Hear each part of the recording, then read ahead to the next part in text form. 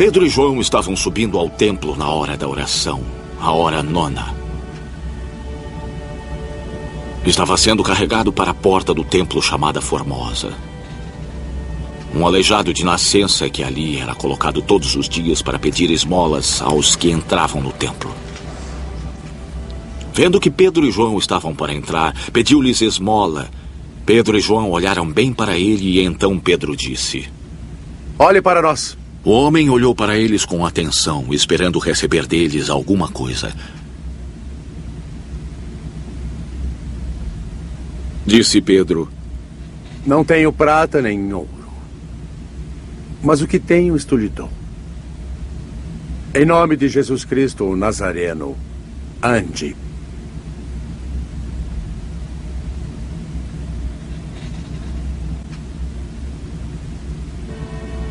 Segurando-o pela mão direita, ajudou-o a levantar-se e imediatamente os pés e tornozelos do homem ficaram firmes e de um salto pôs-se de pé e começou a andar.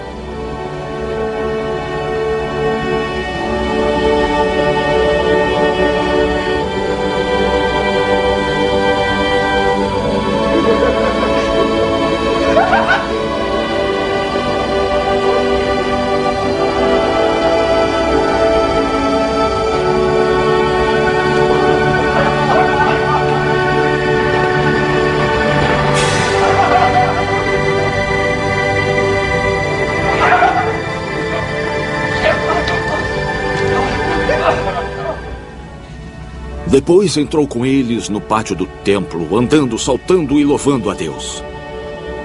Quando todo o povo o viu andando e louvando a Deus, reconheceu ser ele o mesmo homem que costumava mendigar sentado à porta do templo, chamada Formosa. Todos ficaram perplexos e muito admirados com o que lhe tinha acontecido. Apegando-se o mendigo a Pedro e João, todo o povo ficou maravilhado e correu até eles ao lugar chamado Pórtico de Salomão. Vendo isto, Pedro lhes disse: Israelitas, por que isto os surpreende? Por que estão olhando para nós como se tivéssemos feito este homem andar por nosso próprio poder ou piedade? O Deus de Abraão, de Isaque e de Jacó, o Deus dos nossos antepassados, glorificou o seu servo Jesus, a quem vocês entregaram para ser morto e negaram perante Pilatos, embora ele tivesse decidido soltá-lo. Negaram publicamente o santo e justo e pediram que lhes fosse libertado um assassino. Vocês mataram o autor da vida. Mas Deus o ressuscitou dos mortos. Nós somos testemunhas disso. Pela fé no nome de Jesus, o nome curou a este homem que vocês veem e conhecem. A fé que vem por meio dele lhe deu esta saúde perfeita, como todos podem ver. Irmãos, eu sei que vocês agiram por ignorância, como os seus líderes. Mas foi assim que Deus cumpriu o que tinha predito mediante todos os profetas, dizendo que o seu Cristo haveria de sofrer.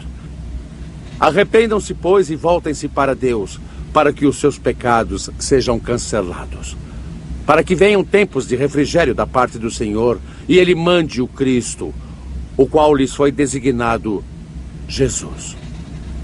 É necessário que ele permaneça no céu até que chegue o tempo em que Deus restaurará todas as coisas, como falou há muito tempo por meio dos seus santos profetas. Pois Moisés disse: o Senhor Deus lhes levantará dentre seus irmãos um profeta como eu. Ouçam-no em tudo o que lhes disser. Quem não ouvir esse profeta será eliminado do meio de seu povo.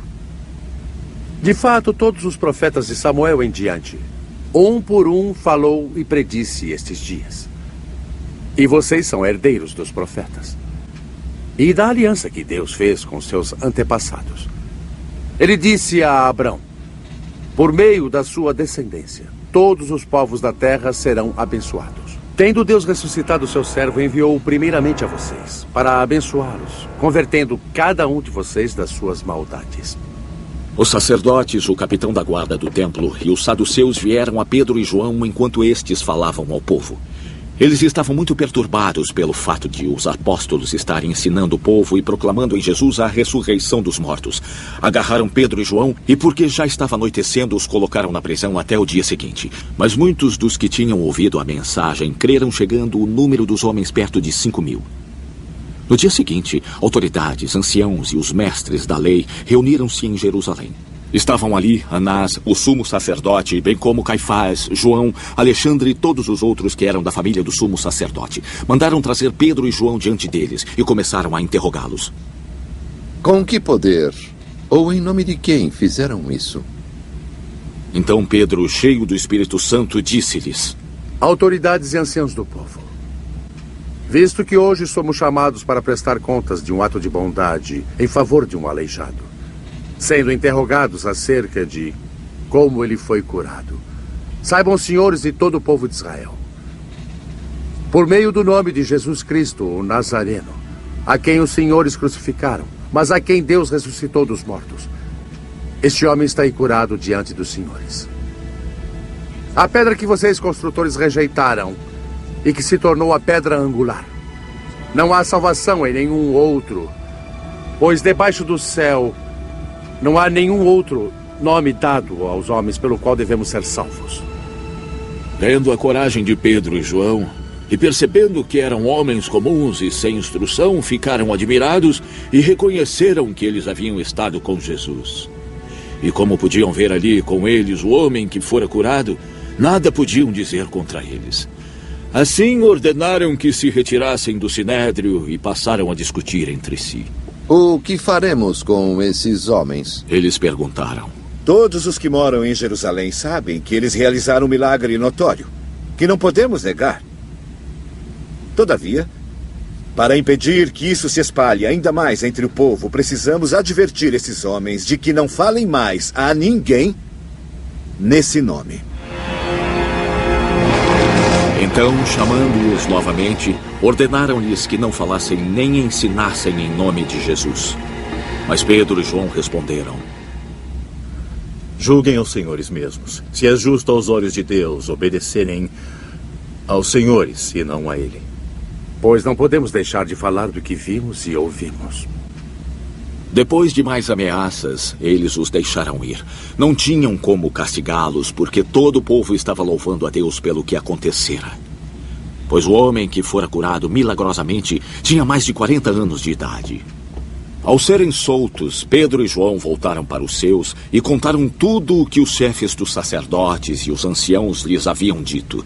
Ouvindo isso, levantaram juntos suas vozes a Deus. Ó soberano Senhor, eles disseram: Tu fizeste o céu, a terra, o mar e tudo o que neles há.